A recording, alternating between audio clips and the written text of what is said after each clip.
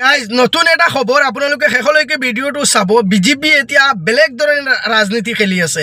এতিয়া দেখিছে 2026ত জিকিবলৈ হ'লে হেমন্ত বিশ্ব শৰ্মা থাকিলে মানুহে বিজেপিক ভোটৰ মুখ্যমন্ত্ৰী গাদী ৰক্ষাৰ বাবে সঘনাই দিল্লীলৈ তাতবাতি কৰিছে হিমন্তই। তাতবাতি কৰিও সাক্ষাৎ পোৱা নাই প্ৰধানমন্ত্ৰী নৰেন্দ্ৰ মোদীৰ।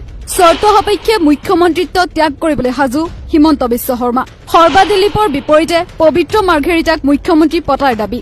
অচিৰে ঘটিব পাৰে অসমৰ ৰাজনীতিত বৃহৎ পট পৰিৱৰ্তন। অতি শীঘ্ৰেই মুখ্যমন্ত্ৰীৰ চকীৰ পৰা আঁতৰোৱা হ'ব পাৰে মুখ্যমন্ত্ৰী ডক্টৰ হিমন্ত বিশ্ব শৰ্মাক। ইতিমধ্যে দিল্লীত বিজেপিৰ কেন্দ্ৰীয় নেতৃত্বই ইয়াৰ কুচকাৱাজ আৰম্ভ কৰা বুলি জানিব পৰা গৈছে। জুবিন গাৰ্গৰ ৰহস্যজনক মৃত্যুৰ ন্যায়ৰ দাবীয়ে টোপনি হৰণ কৰা মুখ্যমন্ত্ৰী শৰ্মাই এই সংকেত লাভ কৰি সঘনাই দিল্লীলৈ তাতবাতি কৰিবলৈ ধৰিছে। প্ৰধানমন্ত্ৰী নৰেন্দ্ৰ মোদীৰ সাক্ষাৎ বিচাৰি দিল্লীলৈ তাতবাতি কৰিবলৈ ধৰিছে মুখ্যমন্ত্ৰী ডক্টৰ হিমন্ত বিশ্ব শৰ্মাই। দেওবাৰে দিল্লীলৈ গৈ কেন্দ্ৰীয় গৃহমন্ত্ৰী অমিত শ্বাহক সাক্ষাৎ কৰিলেও প্ৰধানমন্ত্ৰী মোদীৰ সাক্ষাৎ লাভ নকৰিলে মুখ্যমন্ত্ৰী শৰ্মাই। সূত্ৰটোৰ মতে প্ৰধানমন্ত্ৰী মোদীয়ে সাক্ষাৎ দিব খোজা নাই মুখ্যমন্ত্ৰী ডক্টৰ হিমন্ত বিশ্ব শৰ্মাক। বিহাৰৰ নিৰ্বাচনী প্ৰচাৰত ব্যস্ত প্ৰধানমন্ত্ৰী নৰেন্দ্ৰ মোদীক সাক্ষাৎ লাভ কৰিবলৈ পুনৰ মংগলবাৰে দিল্লীলৈ উৰা মাৰিব মুখ্যমন্ত্ৰী হিমন্ত বিশ্ব শৰ্মাই। এক বিশেষ সূত্ৰই প্ৰকাশ কৰা মতে দুদিনমান পূৰ্বে বিজেপিৰ আভ্যন্তৰীণ সমীক্ষাৰ প্ৰতিবেদন দিল্লীলৈ প্ৰেৰণ কৰিছে। সূত্ৰটোৰ মতে উক্ত প্ৰতিবেদনৰ মতে হিমন্ত বিশ্ব শৰ্মাই মুখ্যমন্ত্ৰী হৈ থাকিলে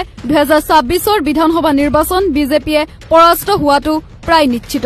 এই প্ৰতিবেদন লাভ কৰাৰ পিছতে বিজেপিৰ কেন্দ্ৰীয় নেতৃত্বই মুখ্যমন্ত্ৰী ডক্টৰ হিমন্ত বিশ্ব শৰ্মাক পদত্যাগৰ নিৰ্দেশ দিছে। অৱশ্যে মুখ্যমন্ত্ৰী শৰ্মাই এই নিৰ্দেশ পাই শীৰ্ষ নেতৃত্বক এক বিশেষ চৰ্ত আগবঢ়োৱা বুলি জানিব পৰা গৈছে। মুখ্যমন্ত্ৰী শৰ্মাই সৰ্বানন্দ সোণোৱাল আৰু দিলীপ শইকীয়াৰ বিপৰীতে বিজেপিয়ে তেওঁৰ একান্ত অনুগত পবিত্ৰ মাৰ্ঘেৰিটাক মুখ্যমন্ত্ৰীৰূপে বিচাৰিছে। সূত্ৰ অনুসৰি প্ৰধানমন্ত্ৰী নৰেন্দ্ৰ মোদীয়ে মুখ্যমন্ত্ৰী ডক্টৰ হিমন্ত বিশ্ব শৰ্মাৰ এই প্ৰস্তাৱ নাকচ কৰিছে। প্ৰধানমন্ত্ৰী মোদীয়ে সৰ্বানন্দ সোণোৱালক পুনৰ মুখ্যমন্ত্ৰী হিচাপে নিযুক্তি দিবলৈ পৰামৰ্শ দিছে। সূত্ৰটোৱে উল্লেখ কৰা মতে সৰ্বানন্দ সোণোৱাল পুনৰ মুখ্যমন্ত্ৰী হলেহে 2026ত বিজেপিয়ে জয়ী হোৱাৰ সম্ভাৱনা আছে। সেয়ে সৰ্বানন্দ সোণোৱালক মুখ্যমন্ত্ৰী হোৱাটো বিচাৰিছে প্ৰধানমন্ত্ৰী নৰেন্দ্ৰ মোদীয়ে। প্ৰধানমন্ত্ৰী মোদীৰ এই স্থিতিৰ মাজতে দেওবাৰে মুখ্যমন্ত্ৰীয়ে তেওঁক সাক্ষাৎ বিচাৰিছিল যদিও সাক্ষাৎ নিদিলে বুলি প্ৰকাশ কৰিছে সূত্ৰটোৱে। বিফল মনোৰথেৰে মুখ্যমন্ত্ৰী ডক্টৰ শৰ্মাই কেন্দ্ৰীয় গৃহমন্ত্ৰী অমিত শ্বাহক সাক্ষাৎ কৰি অসমলৈ উভতি আহে। মঙলবাৰে প্ৰধানমন্ত্ৰীক সাক্ষাৎৰ বাবে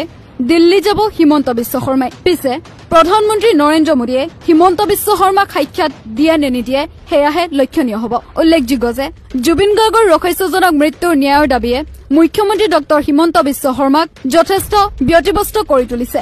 জুবিন গাৰ্গৰ মৃত্যুক লৈ মুখ্যমন্ত্ৰী শৰ্মাই ৰাজ্যৰ অতি নিকৃষ্ট ৰাজনীতি কৰাৰো গুৰুত্বৰ অভিযোগ উত্থাপিত হৈছে। এনে সময়তে বিজেপিৰ শীৰ্ষ নেতৃত্বই তেওঁক পদত্যাগৰ নিৰ্দেশ দিয়া বুলিও বিশ্বস্ত সূত্ৰটোৱে প্ৰকাশ কৰিছে।